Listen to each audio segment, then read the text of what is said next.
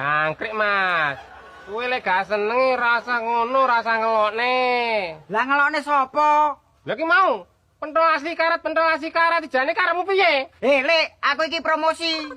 Promosi kok lek ngono. Kuwi jenenge mateni pasaranku. Lah pancen asli karet, don ora pecah. Lah alasan. Awas ki ganggune kowe. Kowe golek-golek gon liya ra iso. Alah. Pentole. Ulet. Pentol. Ulet. Pentol. Ulet. Ulet jangkrik. Kowe tak jajane tambah manasati. Lah lapo maneh? Lha ki mau ngelane pentol ulet iki karepmu piye? Aku iki promosi bak asli ulet.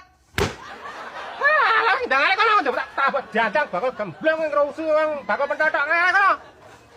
Ingat kono. Pancen bakal pentol geblong. Kowe iki bakal blak gemblong. Dasar, kok rasane kuwi ngrusi bakal pentol. Dasar bakal blak gemblong. Awas ka liwat kene nek ya. Rasakno. Wani-wani karo ngatimen. Ngatimen dilawan. Syukur kowe.